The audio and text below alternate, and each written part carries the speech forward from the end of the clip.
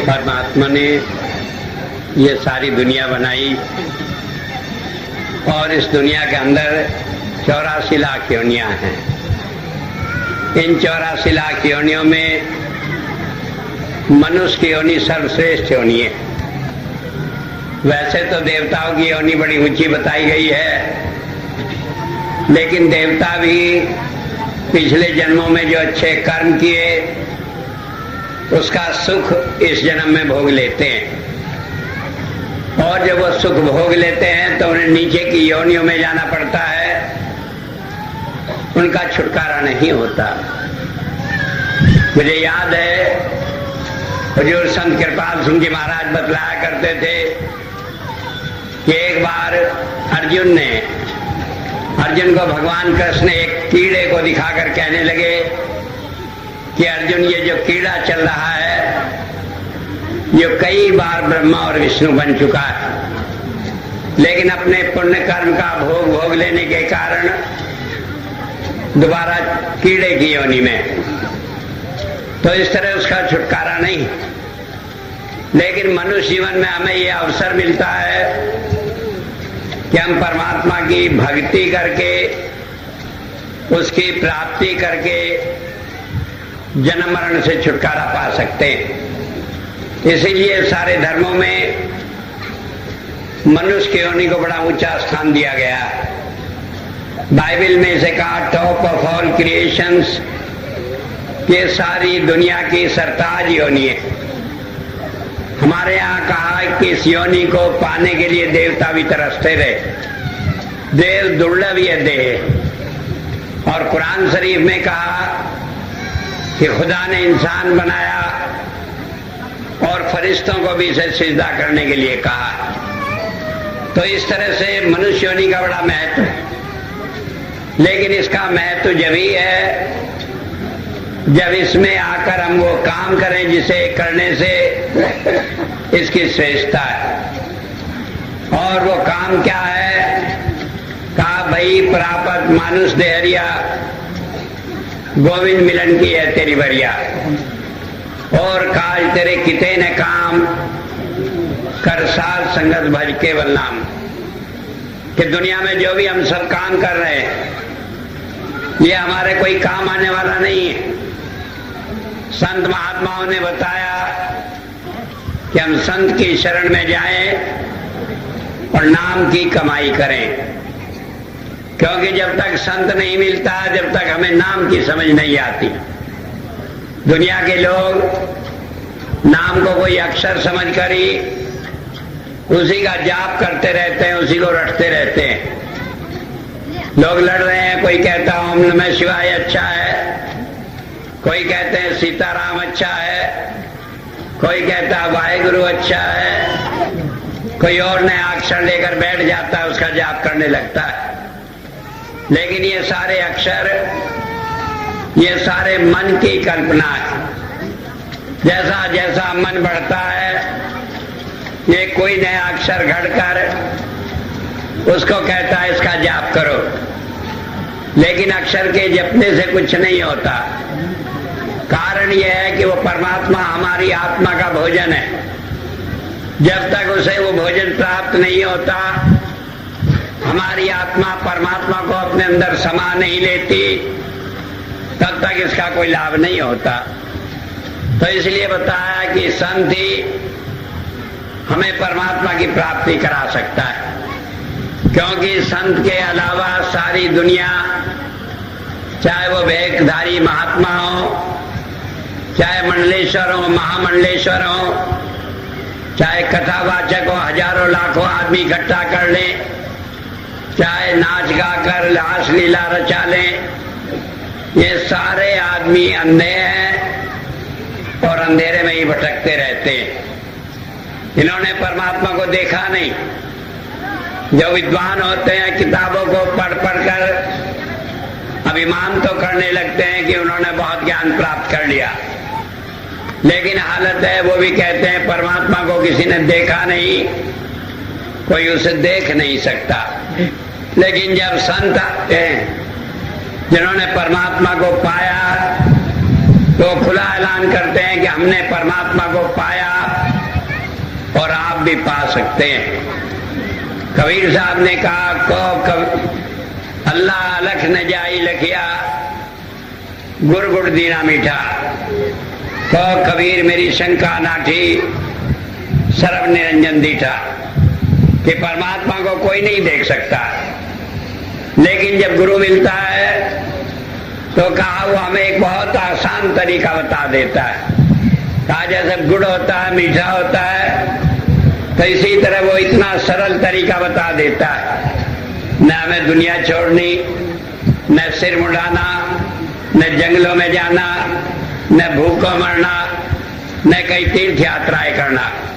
वो हमें हमारे इस घर के अंदर ही, इस शरीर के अंदर ही परमात्मा की प्राप्ति करा देता है। इसलिए कहा कि उसने एक बहुत आसान तरीका बता दिया।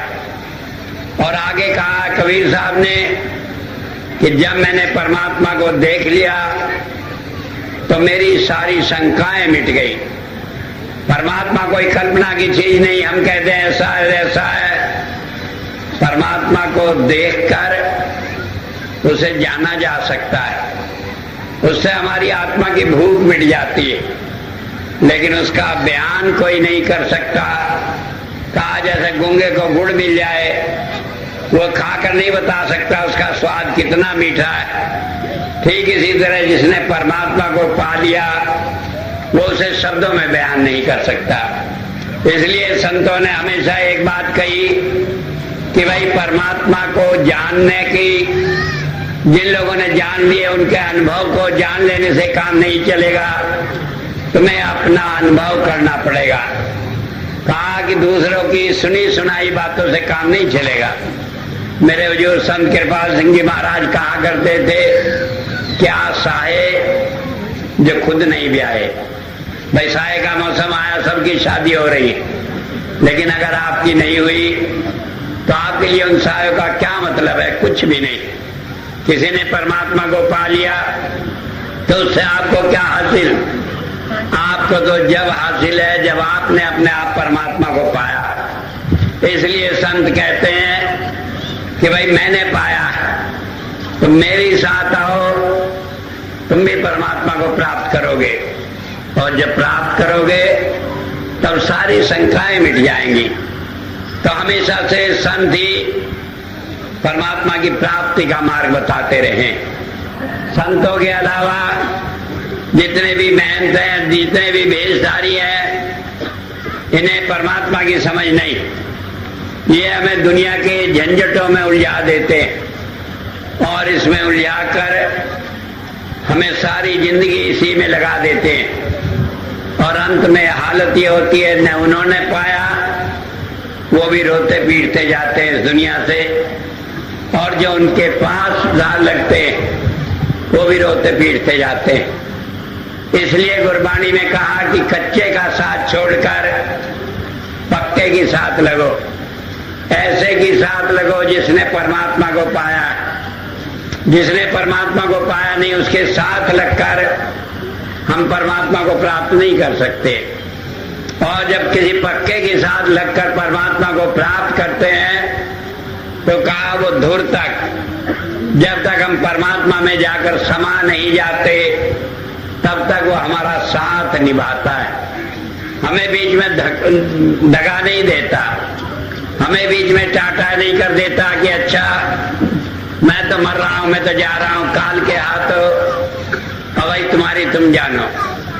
वो कहता है कि जब मैंने नाम दे दिया तो काल का आपके जीवन में कोई भी अधिकार नहीं है, कोई भी दखल नहीं है। जिस जीव को संत नाम दे देता है, काल उसे मौत के समय भी लेने नहीं आता, गुरु ही उसे लेने आता है। हुजूर कहा करते थे कि गैर सत्संगी भी हो, अगर संत वहां बैठा है तो संत के बैठे हुए भी काल उस गैर सत्संगी को लेकर नहीं जा सकता। तो इसलिए बात समझ लेने की है कि संत ही हमें इस जंजाल से छुड़ाते हैं। काल के जंजाल से अगर कोई छुड़ाता है तो वो संत। वेद में एक मंत्र आता है, ये ऋग्वेद के पहले अध्याय का तीसरे सूक्त का 5वां मंत्र है। इसमें कहा इंद्रो आया ही। इंद्र कहते हैं संत को कि जब संत इस संसार में आता है। कब आता है संत इस संसार में? जब नहीं आता, जब हम देखते हैं वो पैदा हुआ। आज जिसे हम संत कह रहे हैं, वो जब पैदा हुआ था हमारे की तरह वो इंसान था, तब वो संत नहीं था। जब उसने इस जन्म में नाम लेकर भजन करके परमात्मा की प्राप्ति कर ली, पूर्णता प्राप्त कर ली, तब वो संत बना। कई लोग कहते हैं संत बने बनाए आते हैं, संत सिद्ध आते हैं। लेकिन मैं पूछता हूं, अगर वो सिद्ध ही था तो उसे जन्म लेकर आने की क्या जरूरत थी? तो वो तो इस संसार में जो उसके थोड़े कर्म बाकी रह गए थे, क्योंकि कहा है every saint has a past, every sinner has a future. ये संत आज नहीं बन गए हैं, इनका कई जन्मों की कमाई है तब संत बनते हैं। हुजूर संत कृपाल सिंह जी महाराज एक जमाने में जंगलों में जाकर सारी रात भजन किया करते थे। तो वहीं पर पंजाब में एक गूंगा पहलवान था, तो वहां जंगलों में सारी रात कसरत किया करता था। तो हुजूर बैठते भजन पर, कहीं पास से उसके कसरत करने की हुंकारें आया करती थी। तो हुजूर ने कहा है कि लोगों ने देखा गूंगा पहलवान है, लेकिन उन्होंने नहीं देखा कितनी रातें इसने मेहनत की है। तो संत को हम देखते हैं, वो कहते नहीं जानते कि उसने कितनी कमाई, कितनी मेहनत, कितना भजन किया, और तब ये पूर्णता प्राप्त करता है। जब संत पूर्णता प्राप्त कर लेता है, तब उसे परमात्मा के देश में वापस जाना होता है। लेकिन परमात्मा ऐसे जीव को कभी कभी संसार में अपना काम करने के लिए भेज देता है।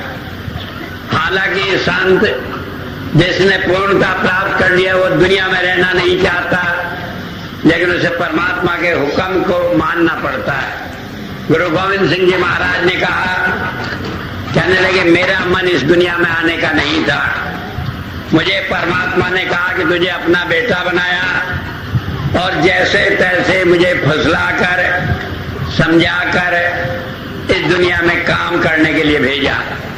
कबीर साहब ने कहा, को कबीर हम धुर के भेदी लाए हुक्म हजूरी। क्या हम तो उस परमात्मा के भेद को जानने वाले हैं और परमात्मा के हुक्म से यहाँ आए। संत अपने आप ही संसार में नहीं रहता, वो परमात्मा के हुक्म से सारे काम करता है। किसे नाम देगा, किसे नाम नहीं देगा, किसकी मदद करेगा, किसे अनुभव कराएगा, किसे सेवा में लगाएगा, ये सब परमात्मा के हुक्म से वो करता है। कई बार हम सोचते हैं आए संत ने नाम दे दिया, कई बार हम सोचते हैं कि हमने बड़ी कोशिश करी हमें नाम नहीं मिला, लेकिन ये संत के अपने हाथ की बात नहीं होती।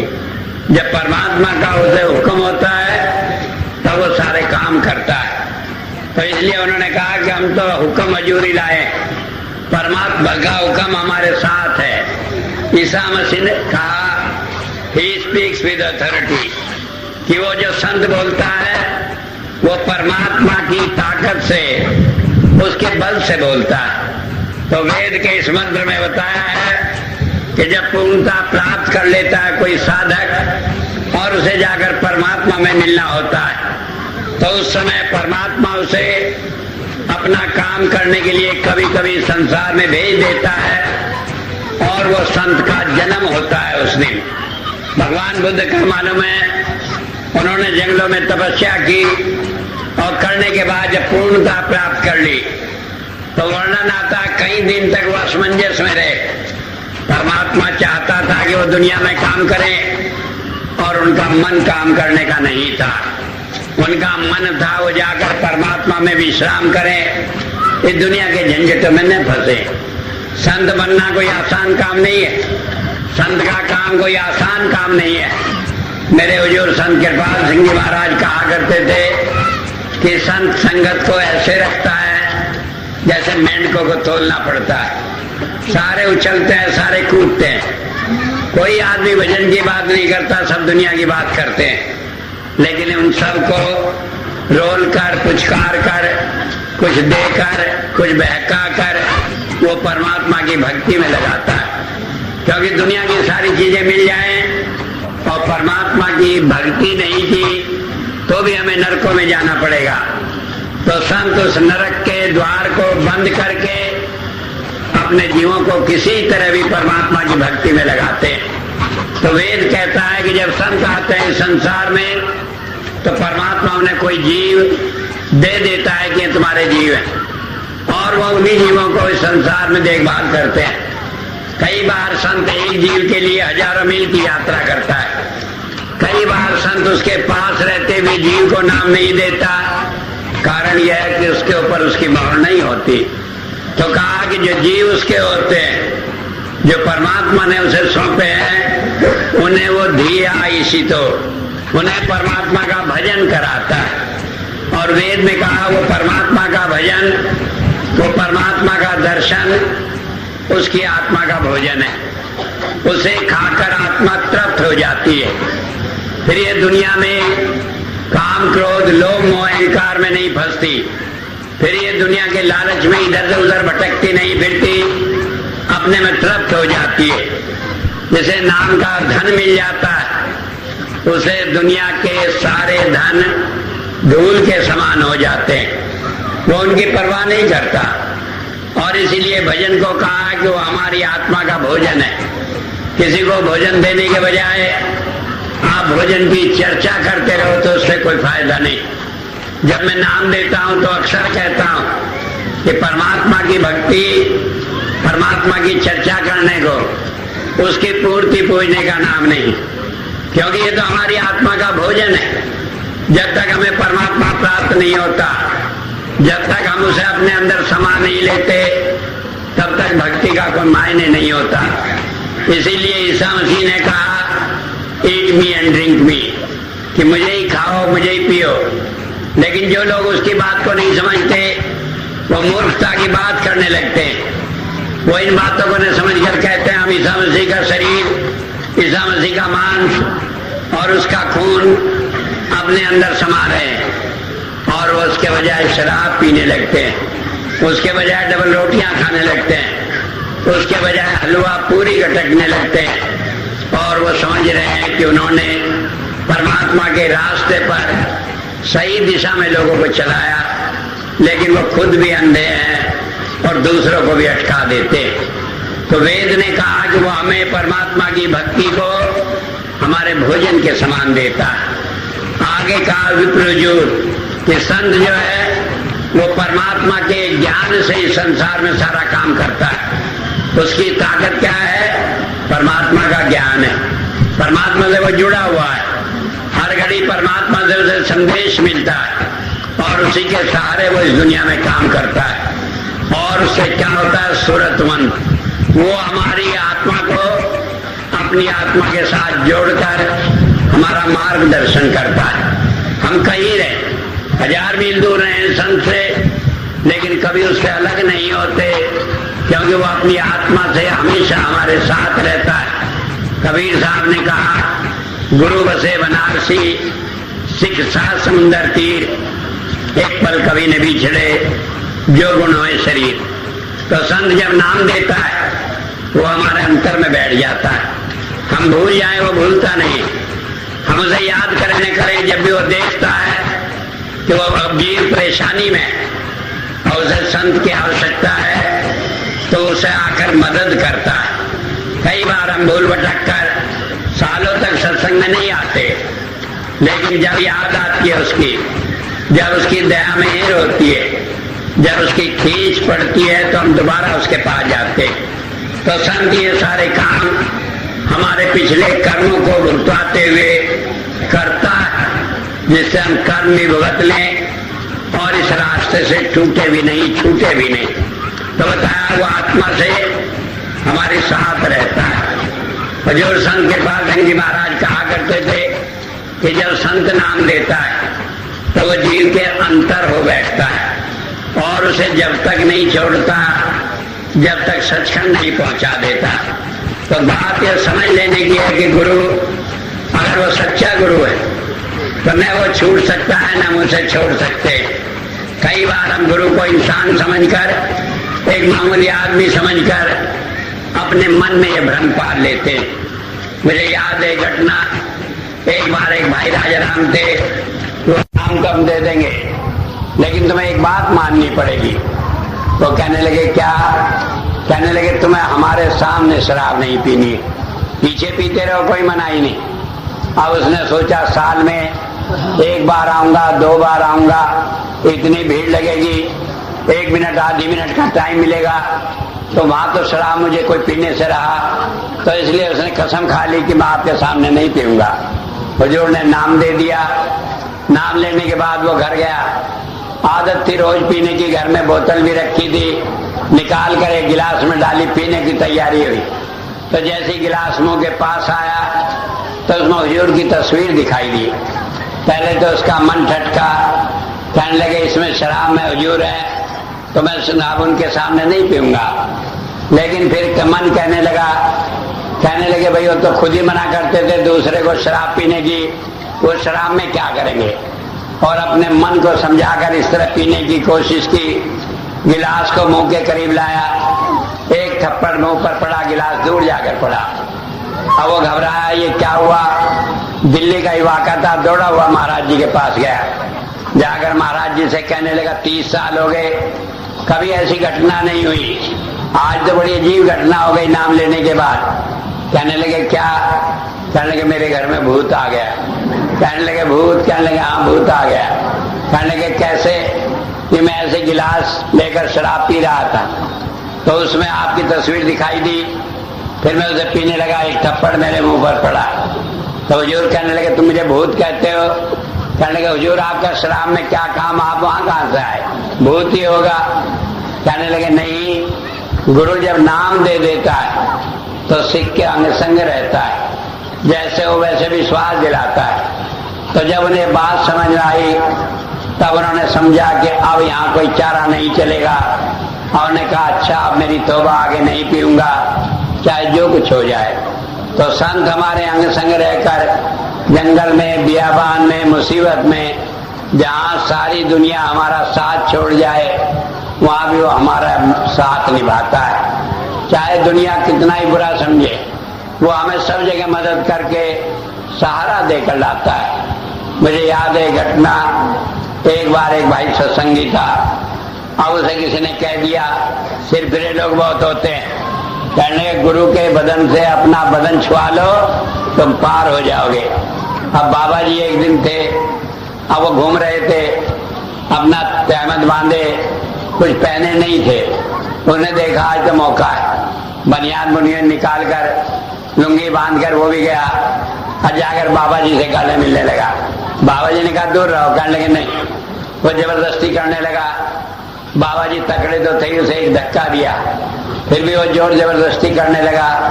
तो कहने लगे हट कोड़ी दूर कहीं, ये बात कहा तो वो अपना दूर रहा। लेकिन अगले दिन उसे कोढ़ हो गया, और इतना ज्यादा हो गया कि उसे कोढ़ खाने में दाखिल होना पड़ा। बाबा जी चोला छोड़ गए। तो उसके बाद सावन सिंह जी महाराज बैठे गद्दी पर। तो एक दिन वो अपनी मौज में थे, कहने लगे बीबी रुको को, बीबी लाजो को, कहने लगे चलो आज कोढ़ खाने चलना है। कहने लगे महाराज जी वहाँ कोढ़ी रहते हैं, वो बहुत गंदे हैं, बड़ी बदबू आती है, वहां हम क्या करेंगे, वो तो साक्षात नर्क है। कहने लगे नहीं मुझे जाना है। लड्डू बनवाए, कपड़े बनवाए लोगों को बांटने के लिए।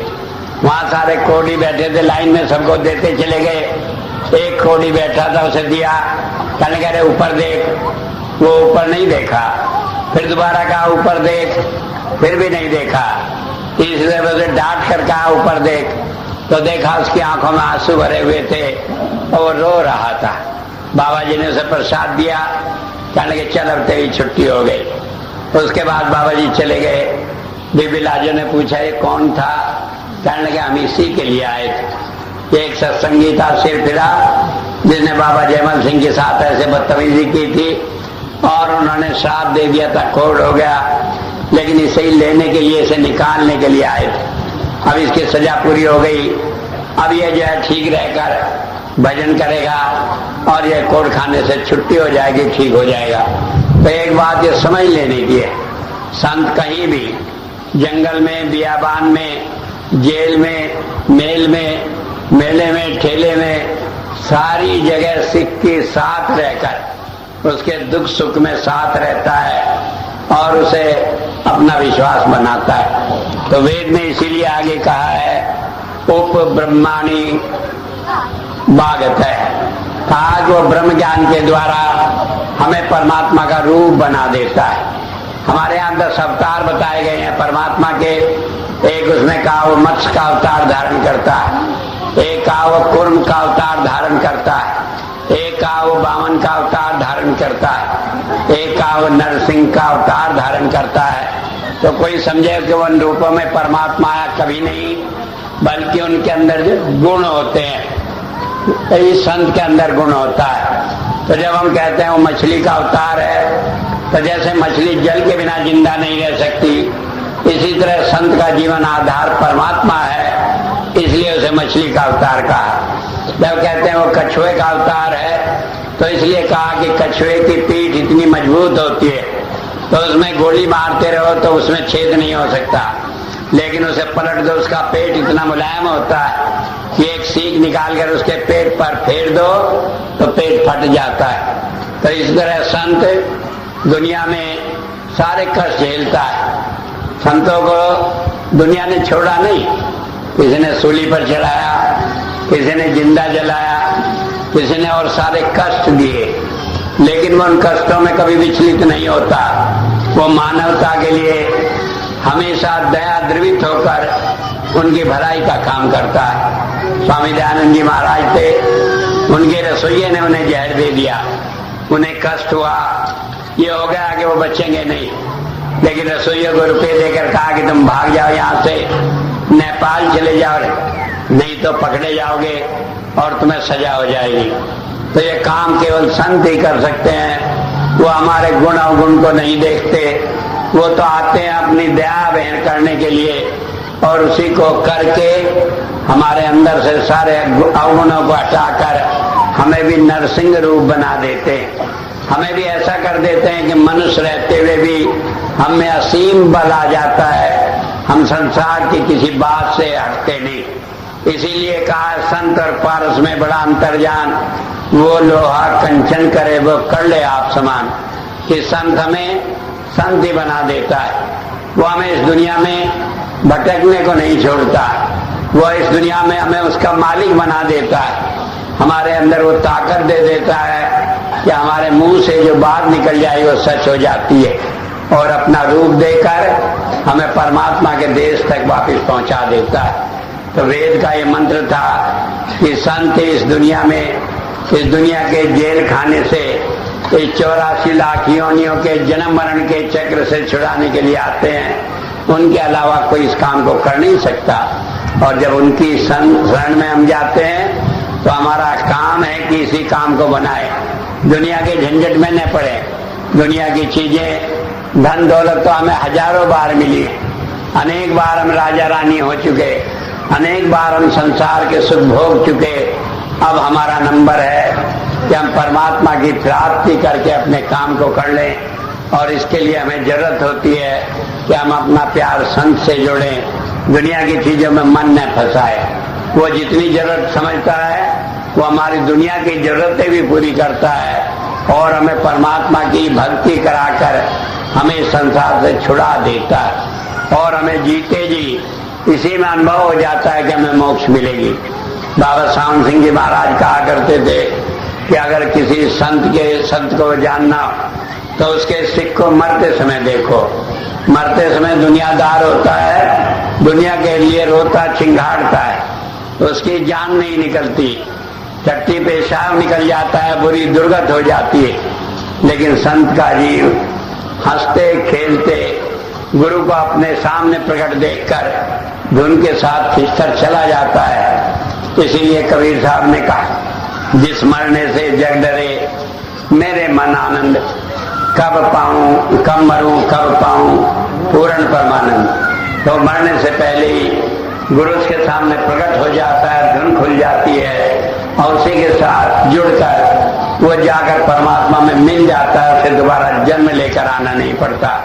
तो इस महान कार्य को कराने के लिए जो मनुष्य जीवन का उद्देश्य है, संत आते हैं, कराते हैं। हम विचलित होते हैं, कई बार उनका कहना नहीं मानते, तो कई बार वो जबरदस्ती भी करते हैं और हमें इस रास्ते से विचलित नहीं होने देते, तो इस रास्ते पर लगाकर हमारा काम बना देते। तो इतनी बात कहकर ही मैं अपनी बात को समाप्त करता हूँ। आपको मालूम है कि मैं यहाँ आता हूँ